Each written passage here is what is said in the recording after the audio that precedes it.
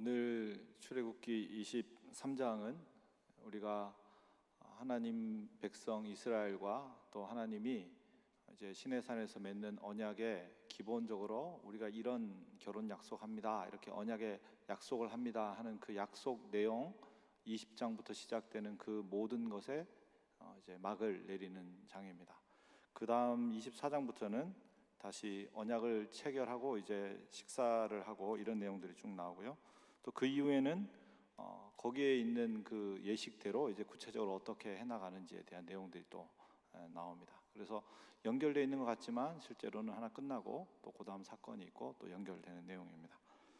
23장에는 첫 번째 첫 단락의 시작은 거짓된 풍설을 퍼뜨리지 말고 악인과 연합해서 위증하지 말고 다수를 따라 악을 행하지 말고 다수를 따라 부당한 증언을 하지 말아라, 이렇게 이야기하고 있습니다. 여러분, 이게 어떤 이야기일까요? 이 다수를 따라 행하는 이것, 즉 다수의 악이 있는 사회를 어떻게 살아갈 것인가에 대해서 이야기하고 있습니다.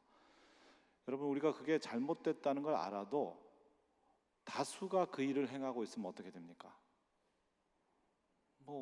별 수 있나 이렇게 하면서 하게 되죠. 그런데 다수가 악을 행하니까 어떡합니까? 23장 1절에 보니까 그 다수의 악인과 연합해서 위증하는 증인이 되는 거죠. 그리고 2절 보니까 다수를 따라 악을 행하고 다수에 따라 부당한 증언을 하게 되는 겁니다. 여러분, 뒤를 한번 넘겨보십시오. 6절, 7절, 8절입니다. 가난한 자의 송사라고 굳게 하지 말고 거짓 일을 멀리하며 무죄한 자와 의로운 자를 죽이지 말라. 그리고 8절에 뇌물을 받지 말라, 이렇게 얘기합니다. 그러니까 이 본문들을 다 연결해서 이해하면 다수를 차지하고 있는 악한 자들, 그 악한 자들을 따라서 악을 행하고 악한 자들과 연합하고 다음에 거짓 증언을 통해서 재판을 굽게 하고 뇌물을 받고 그것으로 결과를 바꾸어내는 그런 일들을 누가 한다는 겁니까? 하나님의 백성 중에 다수의 악에 저항하지 못하는 자는 그런 방식으로 하게 된다, 그런 말입니다. 그런데 어떻게 하라고요? 그걸 그렇게 하지 말아라. 즉 하나님의 백성으로 산다는 것은 혹시 그 공동체 안에 악한 이들이 다수의 흐름을 갖게 된다고 하더라도 그 악한 이들이 가지고 있는 다수의 흐름에 과감하게 단절하고 저항하는 것이다. 그걸 오늘 본문이 이야기해주고 있습니다.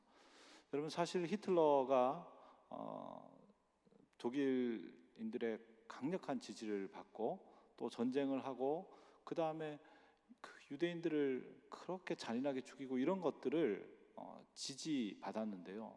그 지지받은 그룹 중에 독일 교회도 있습니다. 독일 교회도 히틀러를 지지했어요. 그러니까 다수를 따라 사람들이 다 가고 그런 분위기고 그렇지 않으면 안 되고 그러면 이제 이렇게 따라가는 거죠. 우리 안에 다수라는 이름으로 행해지는 악이 있다는 것을 이야기할 수 있겠습니다. 악의 카르텔에 참여하지 말라, 그런 거죠. 저기 들어가고 저기 휩쓸리면 악에 동참하게 되는데 그 악에 과감하게 단절해라, 이렇게 이야기하는 겁니다. 우리가 지난 주일에 다루었던 다니엘이 그런 사람이죠. 사실 그 당시 다니엘이 여호야김 왕 3년에 이제 잡혀가게 되는데요. 여호야김 왕 3년은 아주 악이 가득 차 있던 그런 시대였습니다. 그 시대를 이야기하는 예레미야 22장을 한번 볼까요? 예레미야 22장입니다. 예레미야 22장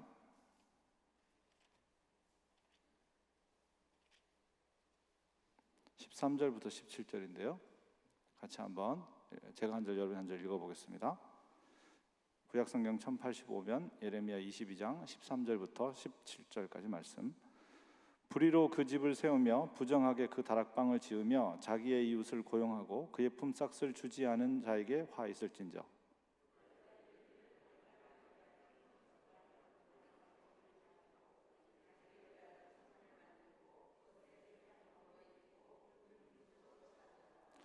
내가 백향목을 많이 사용하여 왕이 될 수 있겠느냐? 내 아버지가 먹거나 마시지 아니하였으며 정의와 공의를 행하지 아니하였느냐? 그때 그가 형통하였었느니라. 형통하였나니 이것이 나를 알림이 아니냐 여호와의 말씀이니라. 그러나 내 두 눈과 마음은 탐욕과 무죄한 피를 흘림과 압박과 포악을 행하려 할 뿐이니라. 아멘. 여러분 보시면 18절에 이 본문이 누구에게 주는 말씀인지 나옵니다. 그러므로 여호와께서 유다 왕 요시아의 아들 여호야김에 대하여 이와 같이 말씀하시느니라. 아멘.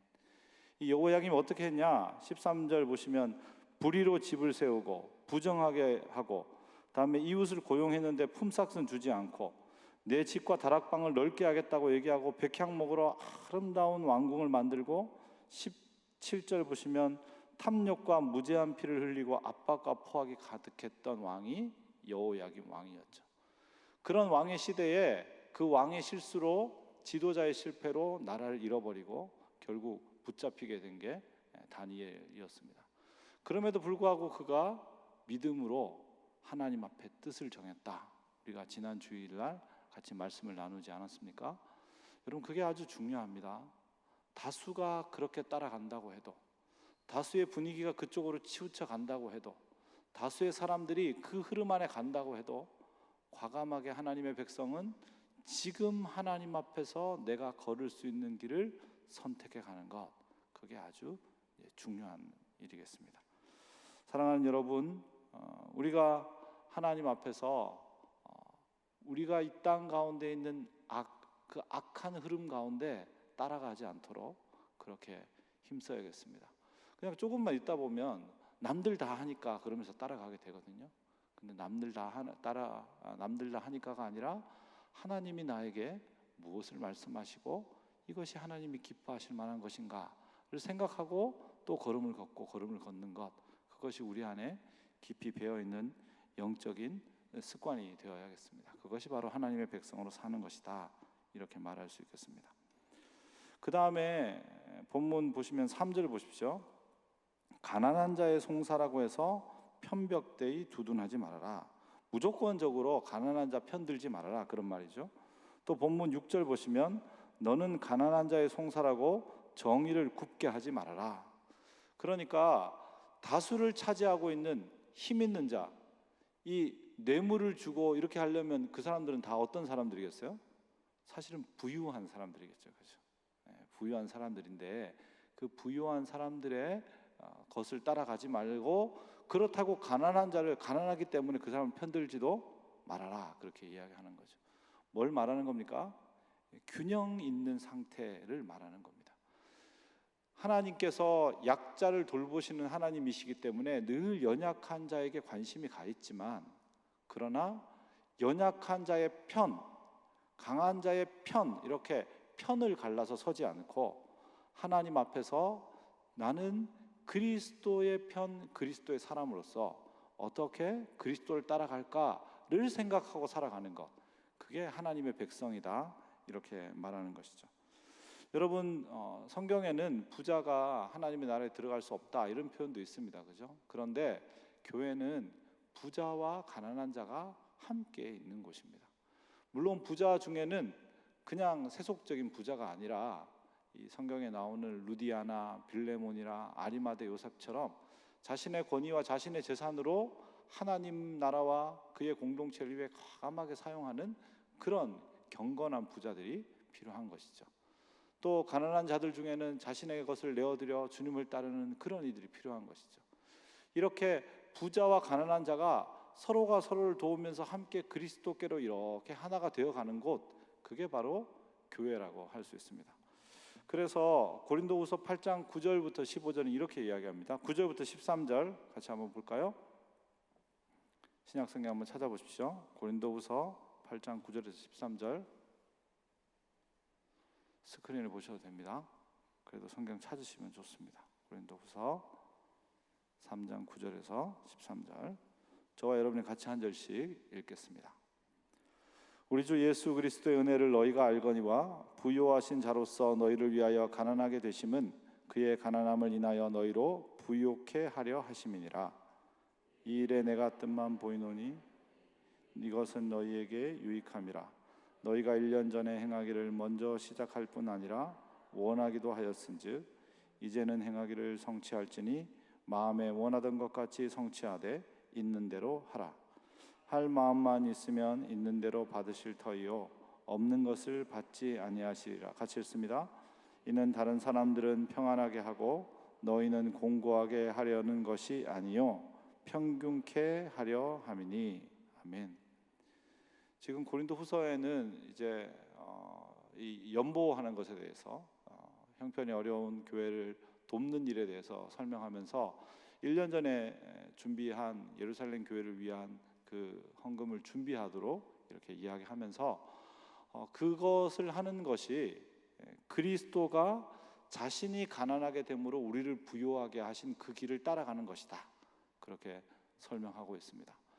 우리가 가난한 자와 부유한 자, 지금 여러분이 가난한 자이든 여러분이 부유한 자이든 상관없이 그리스도의 길을 따라가려고 하게 되면 이 교회 안에서 어떤 일이 일어나냐?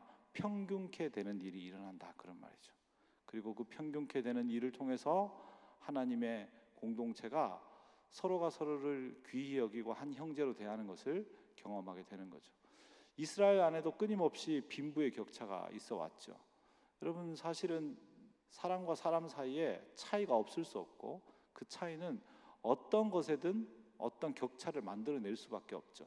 그 격차가 있는 것 자체가 문제가 아니라 그 격차가 심해지도록 그냥 두는 게 문제인 것이죠. 그 격차를 자꾸 평균케 하려고 하는 공동체가 되어가는 것, 그게 이제 아주 중요한 그리스도의 정신을 닮아가는 공동체라고 말할 수 있겠습니다.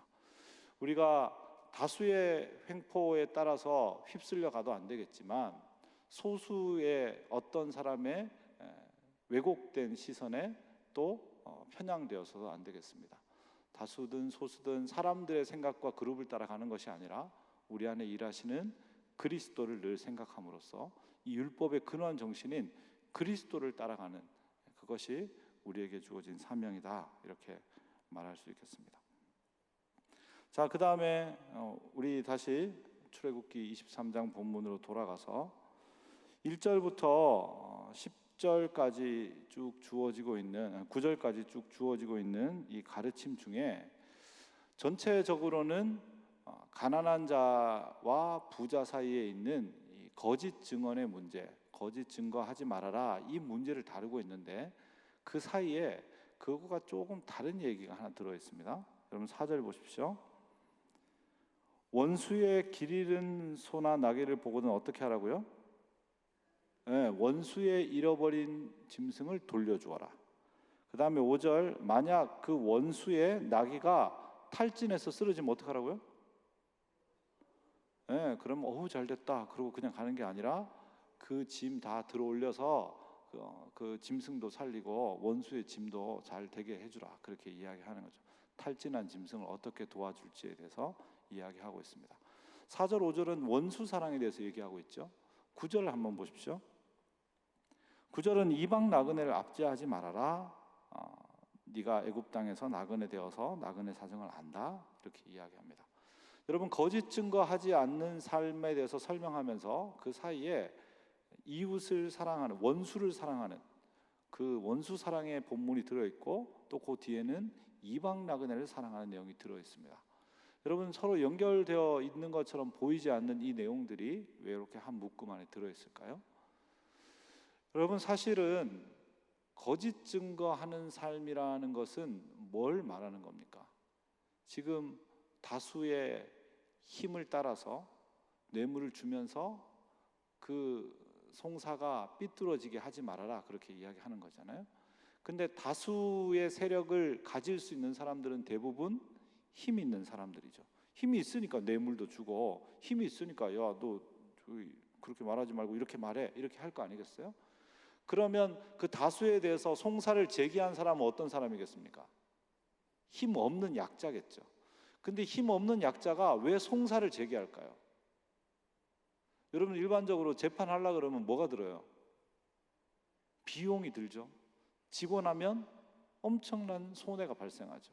그 당시 사회도 마찬가지예요. 재판을 하려면 시간과 비용이 들고, 그 다음에 그 재판에서 졌을 때 이 명예를 존중하는 사회니까 상당히 자신도 손상을 입는 거죠. 그럼에도 불구하고 왜 재판을 할까요? 가난한 자가 너무 억울하니까 이게 진실인데 너무 억울하니까 재판을 하는 거죠. 그러니까 너무 억울해서 진리를 드러내려고 하는데 지금 이 다수 강자의 편에 서 있는 사람이 어떻게 하는 겁니까? 그 진리가 다시 감추어지도록 이렇게 만들려고 하는 거죠. 그래서 하나님께서 뭘 하지 말라 그래요? 그렇게 하지 말아라, 그렇게 말하는 겁니다. 그런데 그렇게 하지 않는 것은 어떤 마음하고 연결되어 있다는 걸 말하는 겁니까? 그건 이방 나그네를 돌보는 것과 연결되어 있다, 이렇게 이야기하는 거죠. 여러분, 우리가 어떤 사람에게 어떻게 대하느냐는 사실은 아주 중요하고 아주 높고 아주 권위 있는 사람을 대할 때 이 사람이 사람을 어떻게 대하는가를 볼 수 있는 게 아니라 정말 사실은 별로 중요하게 여겨지지 않는, 정말 아주 어린 아이들, 뭐라고 해도 잘 알아듣지도 못하는 아이들, 이런 사람들을 어떻게 대하는가, 또 우리 주변에 있는 여러 반려동물들을 어떻게 대하는가, 또 이 피조 세계에 있는 환경과 자연을 어떻게 대하는가, 그런 것이 사실은 우리가 가장 중요한 인간과 또 중요한 사람들을 어떻게 대하는가를 결정하는 거죠. 사실 가장 작은 것이 가장 큰 것을 결정하는 거예요. 결국 그 공동체 안에 이방 나그네란 정식 멤버 안에도 들어오지 못한 사람들, 그 사람들은 그림자 같은 사람이라서 없는 걸로 쳐도 아무 상관없는 사람들, 그런 사람들인데 그런 사람들을 사랑하고 존중하고 압제하지 않는 그런 태도로 살아갈 때 뭘 할 수 있다는 거죠. 다수가 지배하는 세상에서 다수를 거슬러 거짓 증거를 하지 않는 삶을 선택할 수 있다, 그런 말입니다. 그러니까 눈에 보이는 아주 작은 순종 같지만 이 작은 순종을 끊임없이 해나갈 때 나중에 강력한 악에 저항할 수 있는 사람으로 성장해 가게 되는 거죠. 그래서 우리가 일상에서 하나님 앞에 순종해 가고 매일매일 옆에서 겪는 작은 일상들에서 우리의 이웃들과 우리의 가족들에게 우리의 잘못을 고백하고 용서를 청하고 진실하게 살아가려고 하는 게 중요한 이유가 뭡니까? 그 작은 게 뭘 결정하기 때문이죠. 거대한 악을 저항하는 것을 결정하기 때문에 그래요. 그래서 작은 순종이 큰 순종을 만드는 거예요. 압제하지 않는 것은 나쁘게만 안 하면 되잖아요, 그죠? 그냥 막 괴롭히는 것만 안 하면 되죠. 그냥 너는 너대로 살아라, 나는 나대로, 이렇게만 하면 되죠. 그런데 원수 사랑은 어떻습니까? 이건 너무너무 적극적이죠. 사실은 완전히 이방 나그네보다 더 하죠. 이방 나그네는 없는 것 같은 존재라면 원수는 어떤 존재입니까? 없어야 하는 존재죠, 그죠? 이방 나그네는 그림자라면 원수는 아예 호적을 들고 파내야 되는 그런 존재들이니까. 그런데 이 소극적인 순종에서 원수 사랑의 적극적인 순종으로 나아갈 때 뭘 할 수 있다는 거예요? 소극적인 순종, 작은 순종도 할 수 있다는 거예요. 그러니까 뭘 말하냐? 원수를 사랑하는 최고의 사랑을 추구하는 사람만이 지금 이방 나그네를 압제하지 않고 살 수 있다는 거죠. 내가 나쁘게는 안 살아야지 하면 나쁘게 안 살기 쉽지 않다, 그런 말이에요. 내가 하나님을 향해 가장 뜨겁게 온 힘을 다해 사랑하며 살아야지, 그래야 이 정도까지 사랑해가며 살 수 있다는 거죠. 율법은 참 놀랍습니다. 율법 안에는 우리가 지난주에도 했지만 차선의 선택들이 다 들어있습니다. 이게 안 된다면 이거라도 해라, 그런 게 들어있어요. 여기에 다 악이 기본적으로 있다고 전제하고 이 악에 대해서 이렇게라도 해라, 이게 들어있습니다. 그럼에도 불구하고 끊임없이 뭘 추구하라고 가르칩니까? 최고의 선, 하나님 닮는 걸 끊임없이 사모하고 갈망해라. 그래야 네 삶 속에 막 흔들려서 막 엉클어지려고 할 때 요 다음에 차선은 뭐지? 이 다음에 차선은 뭐지? 지금 주님과 더 가까운 건 뭐지? 이렇게 선택해 갈 수 있다, 이렇게 이야기하는 것이죠. 사랑하는 여러분, 우리 인생에 작은 존재들을 대하는 것이 우리 인생의 큰 악을 저항하는 것을 결정한다는 것을 여러분 기억하시길 바랍니다. 그래서 일상 안에 있는 작은 존재들을 충성으로 대해가고 진실로 대해가는 일에 힘써 가시길 바랍니다. 우리가 하는 이 작은 순종들은 하나님을 향해 뜨겁고 적극적인 순종을 해나가려고 할 때 이루어진다는 것을 깨달아야겠습니다. 그래서 그리스도를 뜨겁게 사랑하는 자, 원수를 사랑하여 자신을 내어주신 그리스도를 뜨겁게 사랑하는 자만이 이 땅 가운데 압제받고 연약한 자들을 사랑해가면서 하나님의 선을 이루어가는, 현실 안에서 하나님의 선을 이루어가고 악과 저항해가는 그런 하나님의 사람으로 살아갈 수 있습니다. 저와 여러분이 그런 사람으로 살아가는 은혜가 있기를 바랍니다. 자, 이제 10절부터 19절까지는 안식일과 절기에 대한 이야기가 나오고 있는데요. 그래서 우리 출애굽기 4계명에 나오는 안식을 기억해서 거룩하게 지켜라, 그 내용이 이제 쭉 확장되어서 설명되고 있습니다. 먼저 10절부터 13절까지는 안식년과 안식일에 대해서 설명하고 있습니다. 그런데 여러분, 좀 독특한 게 하나 있습니다. 여러분, 우리가 20장에서 안식일에 대해서 설명할 때 왜 안식일을 지키라고 말했습니까? 하나님께서 창조하시고 일곱째 날 쉬었기 때문에 너희도 쉬어라, 즉 창조를 기억해서 쉬어라, 이렇게 되어 있죠. 그런데 오늘 이 본문에서는 이렇게 말합니다. 6해 동안은 그 소산을 거두고 일곱째 해에는 묵혀두어서 가난한 자들이 먹게 해라. 이게 이제 안식년에 대한 거죠, 두 개가. 그 다음에 12절, 엿새 동안은 일하고 일곱째 날에는 쉬는데 그렇게 하면 내 소와 나귀가 쉬고 내 여종과 자식과 나그네가 숨을 돌리게 될 것이다.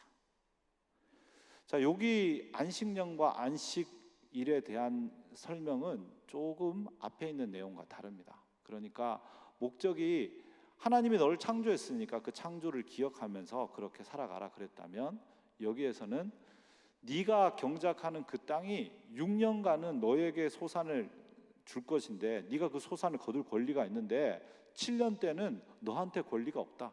그 권리는 누구한테 있다고요? 가난한 사람, 그리고 그 사람들이 먹고 남기면 누구에게요? 들짐승에게 권리가 있다. 너는 일주일 중에 6일을 열심히 일할 것인데 7일에 쉬면 그 7일째에 숨을 돌리는, 그러니까 주인이 숨쉬는 스피드 따라서 쉬지 않고 종이 자기의 숨쉬는 속도에 따라서 숨쉬는 삶을 선택하는 날이 일곱째 날이다, 이렇게 설명하는 거예요. 여러분, 우리가 권리를 가지고 있죠. 이 땅은 전부 네가 샀냐? 네 거다, 이렇게 이야기하는 거죠. 네가 잡고 있냐? 네 거다, 이렇게 이야기하는 거죠. 처음부터 끝까지 네 마음대로 할 수 있다, 이렇게 말하죠. 그것이 이 자본주의가 가지고 있는 가장 큰 폐해 중에 하나입니다. 여러분, 우리가 가지고 있는 모든 것은 우리가 배타적으로 마음대로 할 수 있는 권한을 가진 게 아닙니다. 하나님은 이 본문을 통해 우리에게 뭐라고 말씀합니까? 너희의 권리는 통제된 권리다, 이렇게 말하는 거죠. 7년 중에 1년은 네 게 아니야, 그걸 기억해, 그렇게 말하는 겁니다. 마치 하나님께서 선악과는 절대 먹으면 안 돼, 이렇게 말하는 것처럼 말이죠. 에덴 동산 안에 있는 모든 걸 다 먹을 수 있으니까 마치 내가 에덴의 주인인 것처럼 여겨지는데, 실제로 이건 절대 안 돼, 네가 가지고 있는 권리는 통제되고 절제된 권리야, 이렇게 이야기하는 거죠. 여러분, 창세기 1장을 이해하면서 많은 분들이 그렇게 생각합니다. 하나님께서 마지막 인간을 만드셔야 되는데, 인간을 만들어야 되는데 아무것도 없는 맨 땅에 인간부터 만들면 좀 이상하니까 다 빛과 어둠도 만들고 해와 달 별도 만들고, 그 다음에 물고기 만들고, 그 다음에 다 풀 다 만들고, 그 다음에 동물들 다 만들고, 마지막에 짜자자잔 탁 주면서 얘들 다 네 거니까 네 마음대로 해라, 이렇게 얘기했다고 생각하거든요. 그런데 여러분, 창세기 1장 어디를 읽어봐도 하나님께서 이 모든 피조물을 인간에게 주셨다는 그런 내용이 없습니다. 하나님은 모든 창조가 이루어진 날 다 좋다, 이렇게 말씀하셨고요. 그리고 마지막 창조가 이루어진 날에 심히 좋다라고 말씀하셨는데, 그것은 이 모든 게 완성되어서 완벽하게 좋다는 뜻이지 인간이 됐기 때문에 이제 100%다, 그렇게 말씀하신다고 이해해서는 안 되겠습니다. 인간에게 열매와 나무를 주셨죠. 근데 그것을 먹거리로 주셨는데요, 그걸 근거로 또 모든 게 인간 거라고 생각하는 분들이 있습니다. 근데 그 바로 밑에 창세기 1장 30절에 보면 인간에게만 먹을 거리를 준 게 아니라 동물들에게도 풀을 먹을 거리로 줍니다. 그러니까 하나님이 모든 피조물에게 다 살 수 있도록 해주신 거죠. 인간이 배타적 권리를 가진 게 아니라 피조물의 일부로서 살아가도록 부름받은 것이죠. 안식일도 마찬가지입니다. 내가 종을 소유했으니까 이 종 마음대로 부려도 돼, 이렇게 생각해서 내가 숨쉬는 호흡에 따라 종을 막 부리는 거죠. 그렇게 하다가 마지막 7일째가 되면 어떡합니까? 나귀도 자기 숨을 쉬게 만들고, 그 다음에 여기 보면 참 너무너무 이 마음에 딱 와닿는 구절이 여종의 자식과 나그네가 숨을 돌릴 것이다. 여러분, 여종뿐 아니라 여종의 자식이면 약자 중에도 얼마나 약자입니까? 그죠? 끊임없이 주인님의 명에 따라 모든 시간들을 살아가야 되는, 숨이 잘 쉬어지지 않는 삶을 살아갈 수밖에 없는 그 여종의 자식이 안식일이 되면 어떻게 해요? 자기 숨을 쉴 수 있게 되는 거죠. 자기만의 호흡으로 자기 숨을 쉬고 살 수 있게 되는 것이죠. 그렇게 살아가는 사람들, 내가 가지고 있는 이 권리가 배타적인 권리가 아니라 제한된 권리라는 것. 그래서 내가 어떤 권한을 가지고 있든 하나님이 나에게 부여한 청지기로서의 배타적이지 않고 제한된 권리다라는 걸 끊임없이 자각하는 사람이 하나님의 백성이라는 거죠. 그런 사람 어떻게 삽니까? 13절에 나오는 것처럼 다른 신들의 이름을 부르지 않고 들리지 않게 하는 거죠. 다른 신의 신전에 가서 그 이름을 부른다는 건 뭘 말하는 거예요? 우리에게 양식을 더 많이 주세요. 우리에게 소산을 더 많이 주세요.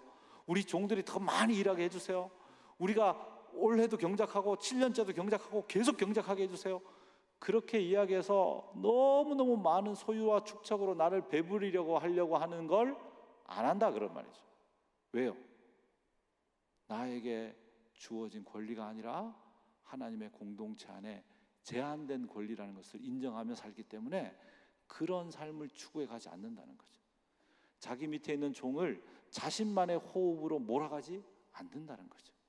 그도 하나님이 지으신 이고 그의 숨을 쉬도록 허락해 간다는 겁니다. 여러분, 이게 얼마나 놀라운 일입니까? 우리가 지금 코로나로 인해서 어려움을 겪고 있는데 그런 얘기를 합니다. 인간이 1900년대에 지구 전체의 한 14% 정도 사용하고 있었다면 지금은 거의 한 77% 정도를 사용하고 있다 그래요. 지구 전체에. 결국 자연과 인간이 공존할 수 없도록 인간이 자연을 계속 훼손하는 거죠. 자연의 공간 안에 들어가고 동식물의 공간을 계속 빼앗는 거죠. 그러니까 결국은 접촉이 생기고 그들이 만들어낸 바이러스가 지금 우리에게 이렇게 큰 어려움을 주고 있지 않습니까? 그렇게 생각하는 거예요. 다 우리 거라고 생각하는 거죠. 여러분, 지금 중국에 엄청난 홍수가 났죠. 많은 피해를 입었습니다. 중국에 홍수가 나서 피해를 입은 것보다 더 큰 피해를 염려하는 사람들이 있습니다. 그게 뭔지 아십니까? 저렇게 중국에 엄청난 기후 변화로 인한 저런 현상들이 생기면 뭐가 부족해질까요? 중국은 전 세계의 식량 창고예요. 엄청난 식량을 공급하는 곳이니까. 그런데 만약 아시아에 이 물과 또 태양 이런 것들이 제대로 작동하지 않아서 만약 엄청난 홍수나 엄청난 가뭄으로 곡식들이 다 없어지게 되면 전 세계에 식량에 엄청난 위기가 오게 될 것이다. 그게 기후 위기보다 몇 배나 무서운 위기가 될 것이다. 그렇게 전문가들이 이야기합니다. 여러분, 우리가 사실은 작은 문제를 경험하고 있는 게 아니죠. 지구 전체에 대한 배타적 권리가 아니라 하나님께 부여받은 제한적 권리 안에 지금을 살아간다고 인정하는 사람들, 그런 사람들이 안식일적 삶, 안식년적 삶을 살아갈 수 있겠죠. 그런 사람들은 자신이 이 피조세계의 일부라는 걸 인정해 갈 겁니다. 그래서 쓰레기도 줄여갈 것이고 환경도 보호해 갈 것이고 자기가 부리거나 자기 휘하에 있는 사람들이 자기의 숨을 쉬고 살아갈 수 있도록 허용해 가면서 그렇게 살아가게 되겠죠. 그래서 그런 사람들이 형제를 맺어갈 것이고 이 땅이 함께 더불어 살아가는 공간이 되도록 힘써서 살아가게 될 것입니다. 그렇게 살아가는 게 뭘 지구를 얼마나 바꾸겠냐고요? 세상을 얼마나 바꾸겠냐고요? 별로 안 바뀌죠, 여러분. 그런데 그런 생각을 가지고 그런 선택을 해나가는 사람들이 하나 둘 생겨나갈 때 다니엘처럼 큰 악과 큰 흐름에 저항하는 흐름들이 일어나기 시작하는 거예요. 언젠지 모르지만, 그게 언젠가 어떤 흐름으로 어떤 변화를 가져올지 모르지만 그 시작을 해나가는 것, 그게 아주 중요한 것이죠. 우리는 그게 시작점에 있는지 마지막 완성되기 전 마지막 하나를 우리가 던지게 될 건지 우리는 알 수 없죠. 우리는 시대를 통찰할 수 없으니까요. 그러나 하나님 안에 하나님을 의지하면서 하루하루 충실하게 순종해가는 사람들은 창조 세계의 일부로서 이 창조 세계 전체를 아름답게 돌보아 갈 수 있다. 이렇게 본문이 이야기합니다. 그런 사람들로 살아가는 게 하나님의 백성으로 살아가는 것이죠. 우리 교회도 그렇게 환경을 돌보고 또 그렇게 하는 일에 더 힘써가면 좋겠다는 생각을 갖고 있고 또 그런 구체적인 방안들을 함께 의논해 가면 좋겠다 그런 생각을 가지고 있습니다. 여러분도 가지고 있는 관심과 또 그런 생각들을 끊임없이 토론하고 또 함께 의견을 모아가고 그래서 그렇게 지구를 사랑해가고 보호해가고 생명을 일으켜가는 그런 우리 교회 공동체가 될 수 있기를 바랍니다. 그 다음 14절부터 19절까지는 이제 세 가지 절기에 대해서 얘기하고 있습니다. 무교절과 유월절에 대해서 15절에 먼저 이야기하고 16절에는 맥추절과 수장절에 대해서 얘기하고 있습니다. 이 세 번의 절기는 사실 다 추수와 관련되어 있습니다. 무교절은 아빕월이라고 하는데요. 이 아빕이라는 단어가 녹색이라는 단어입니다. 그래서 아빕월은 보리가 추수됐을 때 그 하나님께 사실은 감사드리는 절기죠. 맥추절은 우리가 맥추절 때 미리 다루었지만 그 보리맥이 아니고 밀이라고 말씀드렸죠. 그래서 밀의 추수를 감사하는 날이죠. 이 맥추절은 다른 말로 6월절로부터 7일씩 7번이 지났기 때문에 77절 또는 7번 지난 그 다음 날이니까 50번째 날이니까 오순절로 불리기도 했습니다. 시내산에서 율법 받은 걸 기념하는 날이죠. 그 다음에 세 번째 절기가 수장절, 즉 밭이나 포도원에 있는 마지막 과일들 그런 것들을 과수들을 추수했을 때 하는 절기였는데요. 그걸 이제 보관한다 그래서 수장절이라고 불렀습니다. 또 다른 말로는 초막절, 장막절이라고도 불렀죠. 그래서 이스라엘 백성들은 이 정확하게 그 날에 맞춰서 절기를 지킨 것이 아니라 그들이 하나님 앞에 소산을 얻는 그 날을 그들이 살았던 출애굽의 사건들과 연결해서 하나님 우리가 1년 내내 여전히 출애굽의 백성으로 살아갑니다. 이렇게 고백했던 것이죠. 그래서 뭐라고 얘기하냐? 15절 보시면 그 달에 내가 애굽에서 나왔음이라 빈손으로 내 앞에서 나오지 말지니라. 19절도 보십시오. 같이 읽습니다. 내 토지에서 처음 거둔 열매에 가장 좋은 것을 가져다가 너의 하나님 여호와의 전에 드릴지니라. 너는 염소 새끼를 그 어미의 젖으로 삼지 말지니라. 아멘. 나올 때 빈손으로 나오지 말고 하나님 앞에 처음 드려진, 처음 낳은, 처음 수확한 것, 첫 열매를 하나님께 드려라. 그리고 또 하나님께 드릴 수 있는 감사의 예물을 드려라. 이렇게 이야기하고 있는 것이죠. 여러분 우리가 사실은 그렇게 생각할 수 있잖아요. 헌금하면 헌금 그냥 자동이체 걸면 훨씬 쉽죠. 우리는 요즘 먼저 온라인 헌금 많이 하시니까 그렇게 할 수도 있겠죠, 그죠? 그런데 사실 우리가 매번 헌금을 드리는 이유는 뭡니까? 그건 우리가 하나님 앞에 이렇게 나아왔다는 걸 기억하려고 하는 것이죠. 뭘 들고 나왔다는 걸요? 하나님이 주신 것을 들고 나왔다고 고백하는 것이죠. 오늘 이 본문을 보면 15절에 애굽에서 나왔기 때문에 빈손으로 내 앞에 오지 말아라 이렇게 이야기합니다.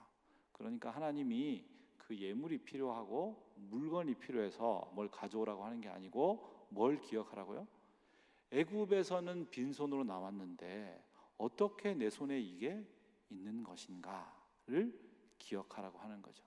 그러니까 하나님이 주신 것에 대한, 하나님이 주신 풍성에 대해서 내가 얼만큼, 하나님 이만큼 받았으니까 이만큼 감사하고 이만큼 받아서 이만큼 감사합니다, 이걸 감사하는 게 아니고, 절기라는 게 뭘 감사하는 겁니까? 하나님, 내가 하나님 앞에서 빈손이었는데 어떻게 손에 뭐가 있습니까? 이걸 감사하라는 거죠. 그러니까 결국은 풍요를 감사하라는 게 아니고 은총을 감사하라는 겁니다. 하나님, 제가 어떻게 하나님 앞에 이런 은총을 누리며 사는 사람으로 살고 있습니까? 그걸 감사하라는 것이죠. 우리는 감사할 때, 감사하다 보면 뭐에 대해서 감사하게 됩니까? 하나님이 준 결과의 양에 대해서 감사하게 되죠. 하나님이 이렇게 큰 걸 줬으니까 이거는 조금 더 하고, 이렇게 줬으니까 이건 좀 덜 하고, 그렇게 하나님이 주신 이 결과물, 아웃풋에 대해서 그 양을 측정해서 감사하려고 하죠. 그런데 오늘 이 본문은 풍요를 가늠해서 감사하는 게 아니라, 하나님, 제가 어떻게 하나님이 주신 무언가를 손에 들 수 있는 존재가 되었습니까? 그렇게 고백하는 마음으로 하나님께 드리라고 얘기하는 겁니다. 사랑하는 여러분, 여러분의 인생에 하나님께 드리는 감사의 제물이 날로 날로 더 빈번해지고 많아질 수 있길 바랍니다. 하나님께 더 기쁜 마음으로, 감사하는 마음으로 내어드리는 백성들이 되길 바랍니다. 내가 어떻게 빈손으로 살 수밖에 없는 존재인 내가 이렇게 많은 하나님의 은총을 누리는가? 라고 고백할 수 있는 사람들이 되길 바랍니다. 그게 바로 출애굽기가 말하는 하나님의 백성입니다. 그 다음에 20절부터 이제 어떻게 가나안 땅에 들어갈 때 어떻게 할 것인가에 대해서 쭉 설명하고 있습니다. 가나안에 들어가면 하나님께서 이렇게 보호하고 이렇게 행해 주실 것이다, 그렇게 설명하고 있는데요. 지켜야 할 것을 크게 한 3가지 정도로 설명하고 있습니다. 먼저 뭘 기억하라고 말하느냐? 하나님이 너보다 앞서 행하신다는 것을 기억해라, 그렇게 얘기합니다. 20절 보십시오. 같이 읽을까요? 내가 사자를 내 앞서 보내어 길에서 너를 보호하여 너를 내가 예비한 곳에 이르게 하리니. 아멘. 23절 같이 읽습니다. 내 사자가 내 앞서 가서 너를 아모리 사람과 헷 사람과 브리스 사람과 가나안 사람과 히위 사람과 여부스 사람에게로 인도하고 나는 그들을 끊으리니. 27절 내가 내 위엄을 내 앞서 보내어 내가 이를 곳의 모든 백성을 물리치고 내 모든 원수들이 내게 등을 돌려 도망하게 할 것이며. 28절 내가 왕벌을 내 앞에 보내리니 그 벌이 히위 족속과 가나안 족속과 헷 족속을 내 앞에서 쫓아내리라. 아멘. 앞서 보낸다는 게 다 다르죠. 첫 번째는 사자를 보낸다 그러고, 그 다음에는 사자 보낸다 그러고, 그 다음에는 위엄을 보낸다 그러고, 그 다음에는 왕벌을 보낸다 그러니까. 근데 여러분, 이게 다 똑같은 표현인 걸 아시겠죠? 진짜 큰 벌을 보내가지고 벌이 벌침으로 쏘면 다 된다 이렇게 생각하시는 건 아니죠, 여러분.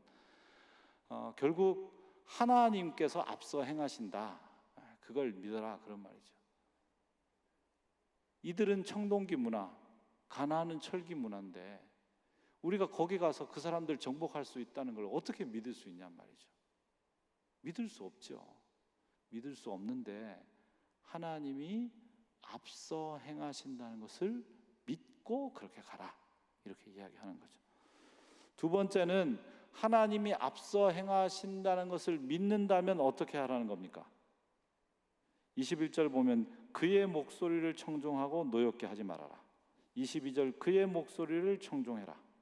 24절 그들의 신을 경배하지 말고 25절 내 하나님 여호와를 섬겨라. 여러분 다 하고 있는 내용의 핵심은 뭐죠? 하나님만 섬겨라 그런 말이죠. 하나님만, 하나님이 나의 인생에 앞서 행하신다는 것을 믿는다면 하나님만 섬겨라. 그리고 마지막으로는 이걸 조심해라. 뭡니까? 33절 보시면 그들이 내 땅에 머무르지 못할 것은 그들이 너를 내게 범죄하게 할까 두려움이라. 내가 그 신들을 섬기면 그것이 너의 올무가 되리라. 유혹을 조심하라 이런 말이죠. 다른 신을 섬기는 것이 내게 유혹이 될지 조심하라. 그런데 왜 유혹이 될 수 있습니까? 유혹이 될 수 있는 이유는 29절 30절에 있습니다. 같이 한번 읽을까요? 그러나 그 땅이 황폐하게 되므로 들짐승이 번성하여 너희를 해할까 하여 1년 안에는 그들을 내 앞에서 쫓아내지 아니하고 내가 번성하여 그 땅을 기업으로 얻을 때까지 내가 그들을 내 앞에서 조금씩 쫓아내리라. 아멘. 세 번째로 하나님께서 주시는 약속 중에 하나는 너희가 그곳에 가서 정복할 때 딱 들어가면 야 하나님의 땅이다 그러면 가나안 사람들이 그 자리에서 톡 죽고 그럼 다 우리 땅 되게 그렇게 하는 게 아니라 그 땅에 들어가서 정복하기 시작하면 하나님께서 어떻게 정복하게 해주시겠다고요? 조금씩 정복하게 해주시겠다고요. 조금씩. 그런데 조금씩 하면 우리가 너무 감질만 나죠, 그죠? 하나님이 한 번에 그 사람들을 다 몰아내시면 가나안 신을 섬길 이유도 없는데 조금씩 몰아내시니까 우리가 여기 있고 걔네가 저기 있으면 걔네 하는 거 볼 수 있잖아요. 따라갈 수도 있고. 근데 왜 하나님께서 조금씩 몰아내십니까? 29절에 나오죠. 만약 지금 당장 그들이 몰아내고 너희가 거기 들어가게 되면 그 전쟁으로 인해서 어떻게 될 거라고요? 그 땅이 완전히 황폐하게 될 것이다. 그래서 그 너희가 황폐한 땅에 살지 않고 황폐함 없이 그 땅에서 번성하여 기업을 얻을 수 있도록 하나님이 어떻게 하시겠다고요? 조금씩 조금씩 그들을 쫓아내 주시겠다고요. 그러니까 마치 원래 살던 마을은 하나도 훼손되지 않고 입주민이 반 바뀌다가 어느 순간 완전히 싹 바뀌는 거예요. 무슨 말인지 이해가세요? 그렇게 하나님이 하시는 이유는 황폐함 없이 번성하게 하기 위함이다. 그렇게 말씀하고 계십니다. 사랑하는 여러분, 하나님께서 우리의 생애에 앞서 행하고 계시다는 것을 믿는다면 그러면 우리는 하나님도 섬기고 세상도 섬기라는 마음에서 하나님만 섬기게 됩니다. 그런데 하나님만 섬기는 일이 우리 인생에 유혹처럼 어려워지는 때가 있습니다. 그 이유는 하나님께서 우리에게 조금씩 번성을 허락하시기 때문에 그렇죠. 그런데 여러분 한 번에 확 하는 번성이 아니라 조금씩 일어나는 번성, 그 번성이 바로 하나님이 주시는 황폐함이 없이 주어지는 번성, 그게 바로 하나님의 은혜의 선물이라는 것을 우리가 기억해야겠습니다. 여러분 하나님께서 우리를 한 번에 짠 이렇게 멋진 사람, 악하고는 완전히 담쌓은 사람, 우리 안에 그리스도의 사랑이 가득 차 있는 사람, 열정이 가득 차 있는 사람, 정말 그리스도 같은 사람, 그런 사람을 하나님이 한 번에 탁 만들면 얼마나 좋아요. 그런데 도대체 예배를 드려서 이 사람한테 효과가 있는 것이 없는 것인지, 몇 년간 신앙생활을 했는데 한 건지 안 한 건지 싶은 그런 나날들이 맨날 똑같은 것 같은. 그래서 어떤 날들은 막 농담하면서 이제 성경 그만 읽어라, 성경 읽어도 바뀌지도 않는 걸, 이렇게 하면서 막 그렇게. 그런데 한참 시간이 지나고 다시 돌아보면 한 5년 전의 나에 비해서, 10년 전의 나에 비해서 내가 어떻습니까? 야, 지금 그때에 비하면 지금 완전히 사람 돼가고 있구나, 이제 이런 걸 우리가 느끼죠. 그게 뭐냐? 하나님께서 우리 안에 사단이 가지고 있는 악의 유혹을 조금씩 몰아내시면서 하나님의 사람으로 만들어 가시는 것이죠. 유혹이 우리에게 있지만 하나님이 앞서 행하신다는 것을 믿는다면, 하나님만 섬겨간다면 그 유혹이 우리에게 뭐가 됩니까? 번성의 복이 된다는 것. 여러분, 그것을 우리가 기억해야겠습니다. 하나님께서 우리의 생애에 조금씩 무언가를 허락하실 때 조급하지 말고, 또 그걸로 원망하지 말고, 하나님이 주시는 이 조금씩의 은총이 황폐해지는 생애의 삶 경험 없이 번성을 누리라는 놀라운 은총의 계획이라는 것을 기억하셔야겠습니다. 그렇게 하나님 앞에 참된 번성을 경험해가는 하나님의 백성들 되시기를 바랍니다. 같이 한번 기도하겠습니다. 오늘 하나님께서 우리에게 주신 말씀 중에 여러분의 영혼과 삶을 만진 말씀이 있다면 하나님 앞에서 그 말씀을 기억하면서 한번 기도하시길 바랍니다. 하나님께서 우리에게 다수의 악을 저항해 가라고 말씀하셨고, 또 왜곡된 편향성을 벗어나서 한 곳으로 기울지 말고 균형을 잡아가는 평균케 하는 삶, 그리스도를 따름으로 평균케 하는 삶을 따라가라고 말씀하셨습니다. 이방 나그네처럼 작은 자를 대하는 것이 하나님을 대해가는 것이며, 원수를 사랑하듯이 적극적으로 사랑해가는 것이 이 땅의 악을 저항해 갈 수 있는 길이라는 것을 주님이 말씀하셨습니다.